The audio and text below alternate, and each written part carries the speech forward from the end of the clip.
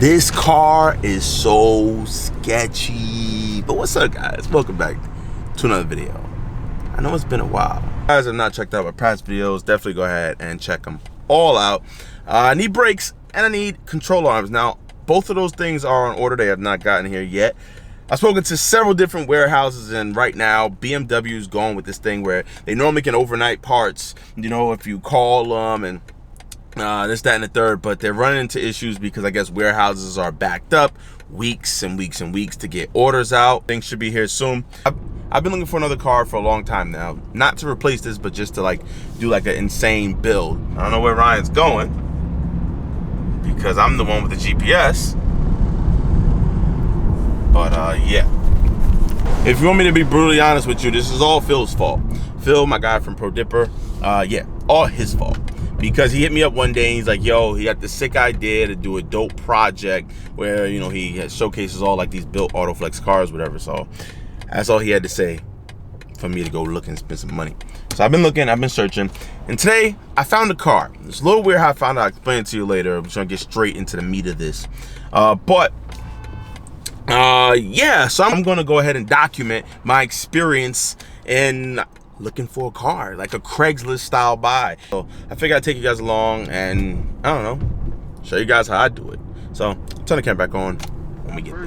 This is the car I first used when I learned manual. Like I learned manual and learned driving with this car.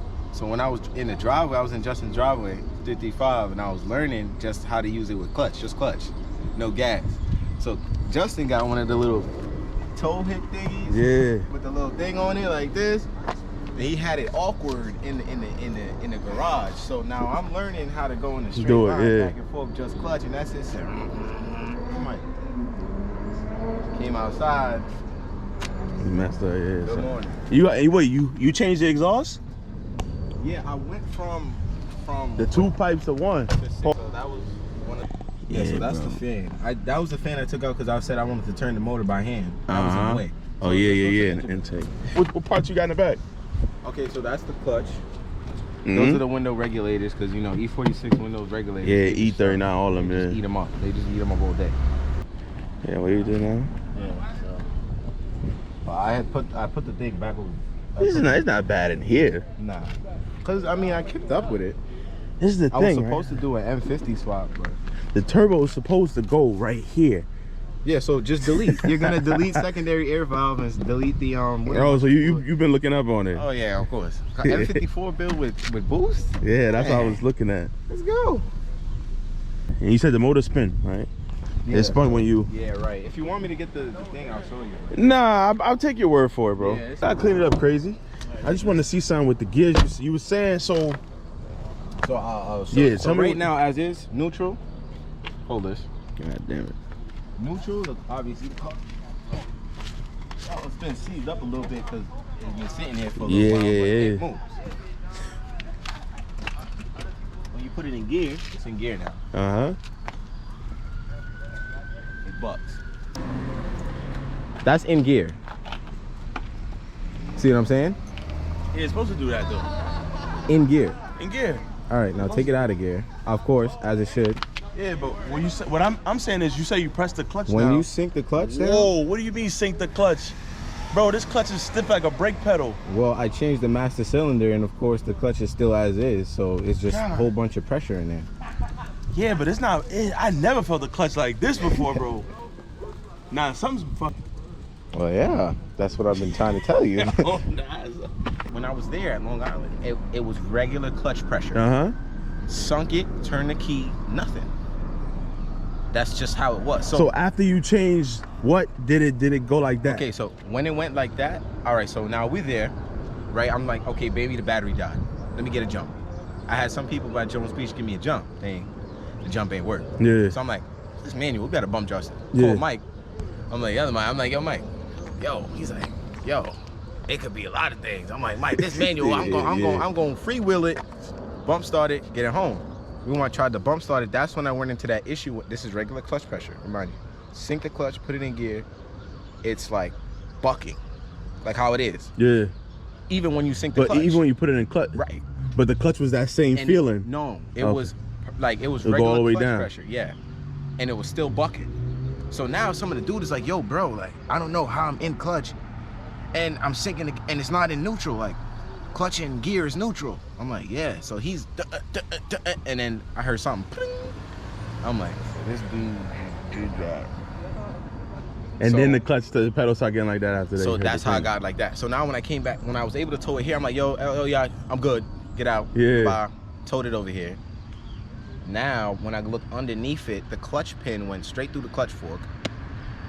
That was the thing. Yeah, that was because I mean, it's a regular clutch with clutch pressure, and you're fucking slamming it like, yo, it's not working, it's not working.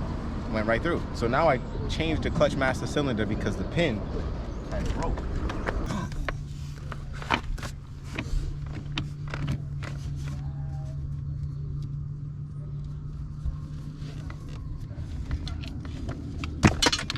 What is this? Huh? What? What is this? This wire? It's like a immobilizer or something? Yeah, that's the clutch position switch. That's supposed to be on the master cylinder. It looked like somebody cut it, no? Well, yeah, if you're trying to bypass it, that's what you use. Oh, okay. Alright, so I tell you what. Even if I don't end up getting it, I guess we gotta figure out a way to make it work. Like start up and actually drive. If you can help me do that, then that would be great. Because at this point, I need that motor to turn over. Yeah. I don't care about the clutch. I can always drive a manual car without clutch. I'll be able to change the gears regardless because it goes into gear. Yeah. I know what you're talking about. Depending on how you deal with the gas. Yeah, and I know the car by heart by now, so I could literally change gears without clutch. I know where the lowest point is before you go second, third. I just need the motor to turn on. Alright, so you know what? I'll pull back up another day and we'll do that. But I'm gonna pull back up when I got energy tools and a fucking one of them jumpsuits on. Keep the keys just for keep saying. Nah, that's not bad though. Alright, I'm gonna get up out of here, bro. Honestly, this is better. This is a better off car if I'll help you fix it. Me, Mike, and I don't know if Mike really gonna do it. Mike doing his brakes right now. But yeah, because this is a lot of. So I spoke to one of my friends. He was saying that ground is a bad ground because there's a ground on the E46 that runs straight from the negative terminal in the battery underneath the car. It could have been rotting out, and that could be it. That's it. Yeah, but you changed the starter too. Right, starter and battery is changed, but once the negative ground wire is done, that's it. You change it from gold again? Nah, it's back silver how it used to be. Man, it's alright. Thumbnail right here. Big ass house, little ass car. Hey, you ready? I'm gonna run by Gino's and I'll probably get up out of here, man. Alright. I got a headache. I'm tired. I got a lot of decisions to make. Yo, what's up with this A6? They selling it? A4? That's an A6, bro. The one with no plates. Alright, bro. Yeah. Yeah, bro. I don't know that. What do you think? What do you think about the car? I didn't even get to look at it really. Yeah, it's kind of.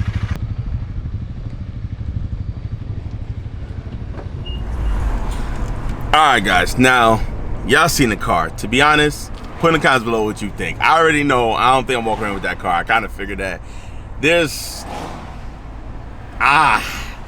Honestly, I don't even know if I would give an offer for that car, to be real with you. Mainly because one of the biggest concerns that I have, I don't really care if it wasn't running. As he told me before I even showed up, I know it wouldn't start. I didn't know the clutch was actually that bad. So what I'm thinking is, I'm thinking that it's something to deal with that pedal assembly. I don't really think it's a clutch or like thrower bearing or anything like that. I think it's that problem is isolated to that pedal. It feels really stiff.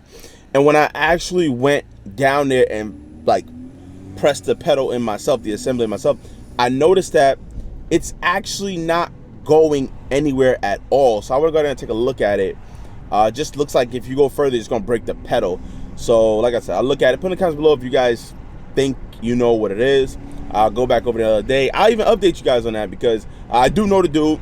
I remember when he bought the car. My main thing was to have the car clean so that we could buff it up, polish up a little bit, and Pro Dipper could go ahead and do his thing on it. You know, do some wheels, lower it, put a nice Spoolie Boy turbo.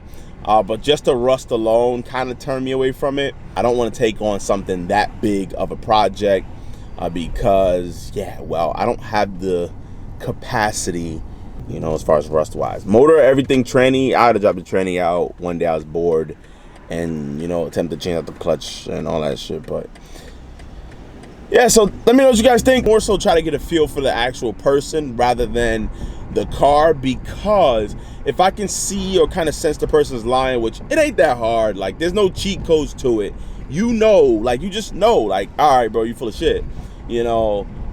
Case in point, I went to go look at this E46 M3. Now the guy that was selling it, I didn't know, I had no clue. I knew one of his close friends that was selling it. Showed up, which is actually was the same location of the guy's shop. Showed up to the shop, and I kind of felt comfortable. It's like, oh, I know this dude, he's cool peoples or whatever.